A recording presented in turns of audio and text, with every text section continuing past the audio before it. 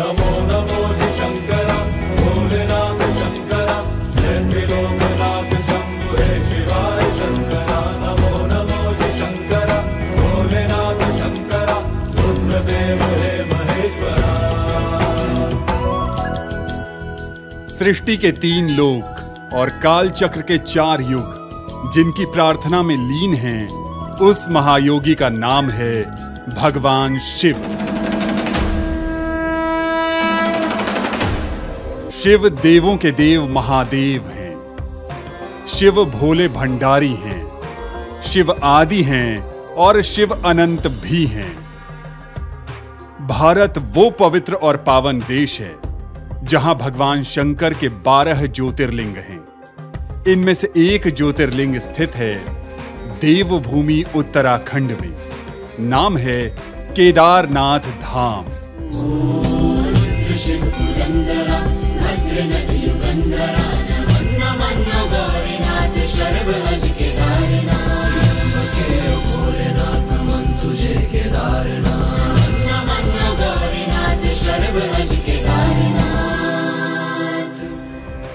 केदारनाथ मंदिर में शिव अन्य ज्योतिर्लिंगों की तरह नहीं विराजे हैं, बल्कि अपने प्रिय हिमालय के शिखर सा ही नैसर्गिक और परम निराकार रूप धरा है। न परंपरागत जटाधारी हैं, न पारंपरिक शिवलिंग। मानो हिमालय में बसने से पहले भगवान ने ही अपने स्वरूप की समस्त लौकिक मान्यताओं का विसर्जन कर विशुद्ध प्रकृत भाव और वेशभूषा में अभिव्यक्त होने का निश्चय किया हो। नमो नमो जी शंकरा भोलेनाथ शंकरा जय त्रिलोकनाथ शंभु हे शिवाय शंकरा। नमो नमो जी शंकरा भोलेनाथ शंकरा रुद्रदेव हे महेश्वरा। यही कारण है कि शेष शिवालयों में जहां शिव जी के दर्शन होते हैं, वहीं अकेले केदारनाथ में उन महादेव की आत्मिक अनुभूति होती है। परम दिव्य अनुपम और अलौकिक शिवत्व की अकथनीय शिवानुभूति। लगता है मंदाकिनी के कलकल नाद की ताल पर हिम श्रृंगों से उठती ओंकार नाद की गूंज के बीच स्वयं शिव ही पद्मासन लगाए ध्यानस्थ हैं। ये वो पावन धाम है जहां युगों युगों से लोग कर्म फल से मुक्त होने और मोक्ष प्राप्त करने के लिए आते हैं। मान्यता है कि सतयुग में नर और नारायण को यहां मोक्ष मिला था। त्रेता में श्री राम भी ब्रह्म हत्या के पाप से मुक्ति के लिए यहीं आए थे, और महाभारत के युद्ध के बाद गोत्र हत्या के पाप से उद्धार के लिए पांडव भी यहीं की शरण में आए थे। धन्य है केदारनाथ, जहां साक्षात भगवान शंकर को आंखों से देखा जा सकता है, मन से महसूस किया जा सकता है और हाथों से स्पर्श कर प्रणाम किया जा सकता है। धीरे धीरे दुनिया से मैं दूर जा रहा हूँ, धीरे धीरे दुनिया से मैं दूर जा रहा हूँ। तुझसे मिलने बाबा मैं केदार आ रहा हूँ, तुझसे मिलने बाबा मैं केदार आ रहा हूँ। हम सब की इच्छा होती है केदारनाथ धाम की यात्रा करने की। दुर्गम मार्ग, संघर्षपूर्ण मौसम और देश के कई हिस्सों से अत्यधिक दूरी होने के कारण बहुत सारे शिव भक्त केदारनाथ धाम की यात्रा नहीं कर पाते हैं। इसी को ध्यान में रखते हुए एक अनूठी पहल की है दिल्ली स्थित श्री केदारनाथ धाम ट्रस्ट ने। इस ट्रस्ट के राष्ट्रीय अध्यक्ष सुरेंद्र रौतेला ने दिल्ली के बुराड़ी में केदारनाथ धाम के निर्माण का निर्णय लेकर ऐतिहासिक कार्य किया है। कुछ लोगों से बात करी, जिसमें मुकेश चंद जैन जी हैं और दिनेश मित्तल हैं और अनुपम गुप्ता हैं, अमित अग्रवाल हैं। उन लोगों से बात करी, 4-5 लोगों से स्टार्ट हुआ, फिर वो आगे कारवां बढ़ता गया। वो लोग आगे लोगों से बात करते गए और फिर धीरे धीरे करके काफ़ी लोग संख्या में लोग जुड़ गए। और हमने जिनसे भी बातें करी, उन लोगों को बड़े हर्ष के साथ बोला कि हम सब लोग आपके साथ हैं, आप सभी लोग आप आगे चलो, हम आप पीछे पीछे से आपके साथ कंधे से कंधा मिलाकर चलेंगे। फिर इसका जो शुभ दिन है भूमि पूजन का, वो 10 जुलाई 2024 को होने जा रहा है। ये हमारा सौभाग्य है और प्रभु की इच्छा भी है कि इस कार्यक्रम के अंदर माननीय मुख्यमंत्री श्री पुष्कर सिंह धामी जी और श्री श्री 1008 कैलासानंद जी उस कार्यक्रम में मुख्य अतिथि के रूप में रहने वाले हैं और दिल्ली के 7 माननीय सांसद महोदय वो इस कार्यक्रम में रहने वाले हैं और अल्मोड़ा के तीसरी बार के सांसद और इस वक्त सड़क परिवहन राजमार्ग मंत्री श्री अजय टमटा जी इस पर कार्यक्रम में रहने वाले हैं। मेरे परम मित्र और सहयोगी और इस कार्यक्रम में हमारा बहुत साथ देने वाले मेरे दोस्त महेश जीना जी जो कि सल्ट उत्तराखंड से विधायक हैं, वो इस कार्यक्रम में रहने वाले हैं। उसके अलावा जिन लोगों को भी इस कार्यक्रम के बारे में और भव्य मंदिर के बारे में पता चल रहा है वो लोग अपने आप जुड़ते जा रहे हैं। सुरेंद्र रौतेला के लिए भगवान शंकर आराध्य भी हैं और मार्गदर्शक भी। उन्हीं के आशीर्वाद से इन्होंने केदारनाथ धाम को बहुत व्यापक ढंग से मूर्त रूप देने की योजना बनाई है। दिल्ली में जहाँ पे मंदिर बन रहा है हिरण्यकी में, यहाँ पे जहाँ पे बाबा का स्थान बनने जा रहा है, इस स्थान में बाबा केदार के स्थान के अलावा यहाँ पे चारों धाम बद्रीनाथ, केदारनाथ, गंगोत्री और यमुनोत्री ये सारे मंदिर यहाँ बनेंगे। उसके अलावा हमने जो पीछे का जो पोर्शन है जहाँ केदारनाथ का मेन टेम्पल है उसके पीछे हमने एक पहाड़, जैसे उत्तराखंड के पहाड़ हैं ऐसे पहाड़ के रूप में पूरी पहाड़ी बनाई हुई है, बनाने का हमारा एक योजना है। उस पहाड़ के अंदर हम एक गुफा बना रहे हैं।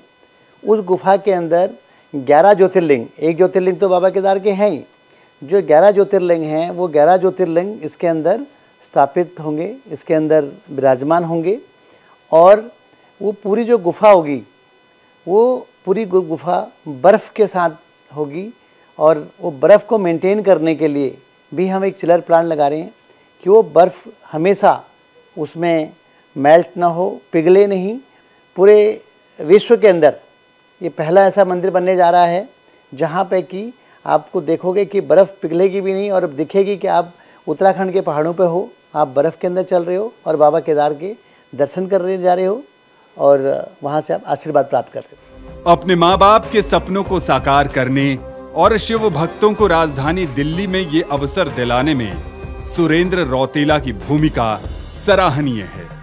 मेरी माताजी स्वर्गीय हंसी देवी जी, मेरे पिताजी स्वर्गीय श्री आनंद सिंह जी, उनका एक सपना था, उनका एक सोच थी कि हम कुछ पैसा उन्होंने इकट्ठा किया था, उस पैसे से कहीं मंदिर बनाएं, चाहे छोटा सा ही मंदिर बनाएं। लेकिन बाबा केदार ने तो बहुत बड़ा सोचा हुआ था और वही पैसा आज यहाँ पे लग रहा है और उनका सपना आज साकार होता नज़र आ रहा है। 10 जुलाई शुभ मुहूर्त के में ये जो काम करने जा रहे हैं ये उन्हीं के आशीर्वाद से होने जा रहा है। केदारनाथ धाम के निर्माण में रौतेला जी को अपने परिवार का भी पूरा सहयोग मिल रहा है। बाबा केदारनाथ की जय हो, हर हर महादेव। मैं तो बचपन से ये आस्था महादेव में थी और अभी भी है और हमेशा रहेगी।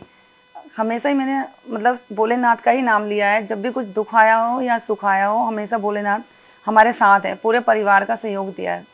पहले हम सोचते छोटा मंदिर बनाए, लेकिन छोटा मंदिर फिर हमने कहा नहीं, हम एक भव्य मंदिर बनाते हैं जो पूरे संसार में दिखे, अपने देश में नहीं पूरे विश्व में दिखे।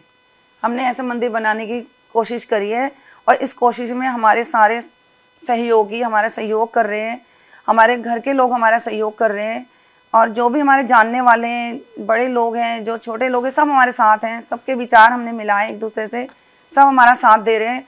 और इसमें ये दिन रात इतना लगे हुए हैं मेरे हस्बैंड कि हमें दिखते भी नहीं है घर में कब आ रहे हैं कब जा रहे हैं। सुबह निकल जाते हैं, रात को आते हैं बस घर पे। इसको लेकर भी मेरे मन में इतना उत्साह है कि हमें तो बस ऐसा लग रहा है कि कब बने और कब हम जाएं और कब लोग इसमें हमारे ज़्यादा से ज़्यादा लोग हमारे यहाँ देखने इस मंदिर को आए। ये हमारा मंदिर नहीं है, ये पूरे देश का मंदिर है। केदारनाथ धाम का निर्माण फाउंडर ट्रस्टीज के लिए ऐसे सपने के साकार होने जैसा है जिसकी कल्पना भी उन्होंने शायद ही की थी। नमस्कार, मैं अमित अग्रवाल। सभी शिव भक्तों का सादर अभिनंदन। ये केदारनाथ धाम की मुहिम सबसे पहले हमारे मित्र सुरेंद्र रौतेला जी ने स्टार्ट करी जब हमें इसके बारे में बताया तो हम सब अंदर से एक आवाज़ आई कि हमें भी इस मुहिम में इनका साथ देना चाहिए। ये मंदिर 3 एकड़ में बहुत ही विस्तृत रूप से बनने जा रहा है, जो केदारनाथ मंदिर का बिल्कुल रिप्लिका है।